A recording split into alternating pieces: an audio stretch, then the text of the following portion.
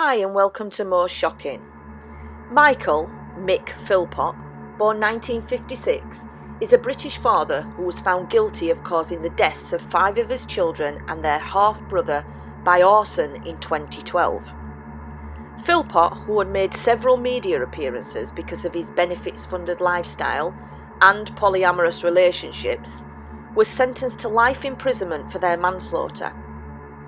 He had first come to prominence in the British media as a result of his large family, having fathered 17 children by various women, and his reliance on state benefits. Father of 17 Mick appeared on ITV's Jeremy Kyle show back in 2007 to defend his lifestyle and demand a larger council house. During the programme, Mick can be seen revelling in the limelight, becoming boastful and arrogant, and clearly felt like a celebrity as his confidence increased throughout. Mick can also be seen to be very defensive when asked why he didn't work and aggressive towards the host when challenged.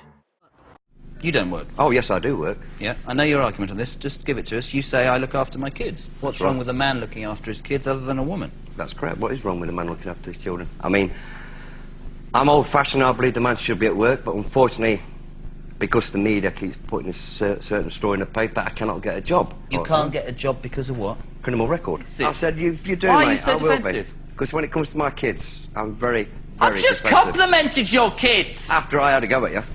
I just said that ever Listen, just talk to that, pal. Talk to that. You're not worth it. I complimented your kids, and I sat and listened to you, and all I was saying was how good they looked. You have jumped out of your box with one hell of a chip on your shoulder. You haven't even had anybody say anything to you so far, and you're making signs. No.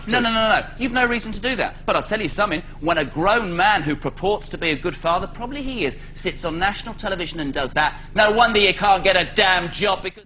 Then later that year, Mick took part in another documentary with Anne Widdecombe, who was first elected to the House of Commons for the Conservatives in 1987. The former Conservative minister spent a week with Mick and his family, trying to persuade him to change his lifestyle. Anne found Philpott 3 jobs, but he didn't turn up for work on the first day and the jobs fell through. He was known to be shameless and very willing to talk openly about it. He was one of the worst examples of abuse that you could find. He had 11 children. They were meal tickets, effectively. He kept a wife and a mistress. He had 1 child by each every year, pretty well.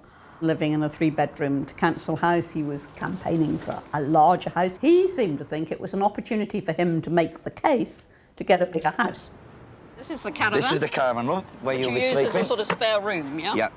As soon as I started pressing him on work on the morality of deliberately living on everybody else, he started to get very narked indeed. Why don't you go out and work? Right, just shut your gob and listen. Go out and work. I am working. Get a job. I'm looking after my kids. Get a job. Got very angry, and there was a point when he moved suddenly, and I really thought he was going to hit me. And I flinched back. I thought, this is it. You're a coward. Let's do as a coward, bitch. Let's move it. I mean, I'd been slightly worried throughout the whole programme that he might actually get physically aggressive. But I really thought that was the moment. It didn't happen. He had control. He knew when to be careful. He knew the cameras were there.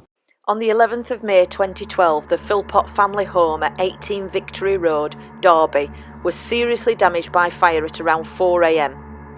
5 children, Jade 10, John 9, Jack 7, Jessie 6 and Jaden 5, who had been asleep upstairs, all died at the scene, while their half-brother Dwayne, Philpott, 13 years old, died in hospital 2 days later.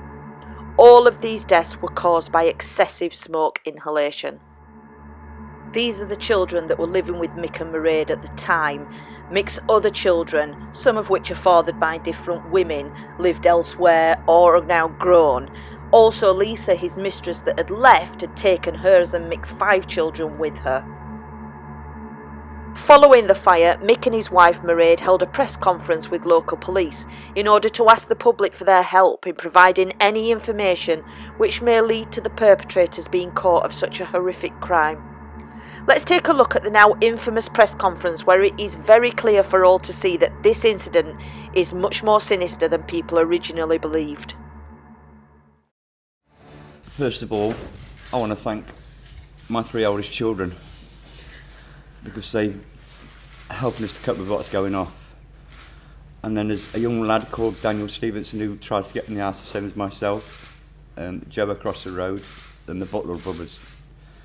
And of course there's the poor firemen, the police, and the ambulances, the doctors, the nurses, literally everybody who tried to help save our children. They couldn't. Straight away from the moment the press conference starts, it becomes clear that their behaviour is not quite right or normal for what you would expect from two people having just lost 6 of their children. Imagine the devastation that losing one child would cause, let alone 6, wiped out in one night. And now imagine yourself in that situation. Would the first thing you wanted to do would be to thank everyone for their involvement? Would it even enter your mind to focus on the healthcare professionals, firemen, etc., etc.? Although you more than likely would be more than grateful, would it enter your mind at that point to speak about it? Or would it be to somehow beg for help in finding the perpetrator of such a crime? Explain what had happened. Would you be able to string a sentence together? Notice how Mairead has her head down, shying away from the people in the room as though to hide. How Mick appears very composed and as though he has rehearsed what to say. Excuse me a minute.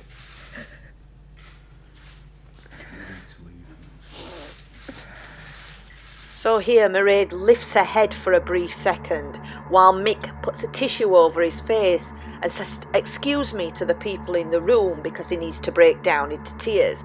To me, this just looks like the most ridiculous thing I've ever seen. As you can see when Mairead looks up, the corners of her mouth are turned down, she looks very distraught, but there's no tears there.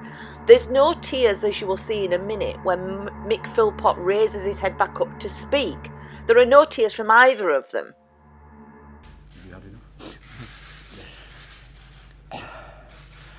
We've decided that through our son Dwayne, and unfortunately the last one to pass away, that we're going to donate his organs to save another child, which is what we want, because if you can save another child, that makes us happy. It takes a bit of the pain away. So now they're informing everyone that they plan to donate the organs of their eldest son, who is literally just passed away. Again, appropriate? I think not. This is not the time or the place to be thinking of such things or discussing them. This is the time to be asking the public for their help in catching whoever just took your babies away from you. This is the time to be hurt, angry, confused, looking for someone or something to blame. Not talking about your child's organs, saying that by helping another will help ease your pain. Would it? I've got to be honest, if any of my children, God forbid, had anything happen to them, I wouldn't be caring about others in that moment. All I would care about is that my beautiful children, who I had raised, nurtured and adored, could no longer give me a hug, a kiss, tell me about their day, and I would most certainly be speechless and angry and want to know what had happened and who had taken all that away from me. And we can't express our gratitude to everybody that's been concerned with the case, with what's been going on. Limited eye contact or looking elsewhere also indicates deception. Looking around may indicate trying to think what to say next. You can clearly see here Mick looks everywhere, looks at the police, looks at the people in front, but he doesn't particularly maintain eye contact with anybody. I've actually been down to our home, and what we saw, we just cannot believe it. We grew up in a community that's had a lot of problems with violence and God knows what else, and to see this community to come together like they have, it's just too overwhelming. We've had people from America, France, even the travelling community. It's just, we've been to see them, it's just overwhelming, isn't it?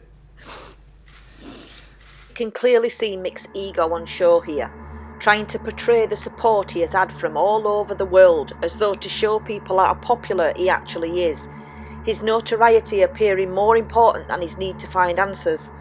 This clearly shows narcissism at its best, and the fact that he has shown no genuine emotion or feeling clearly indicates his psychotic disposition.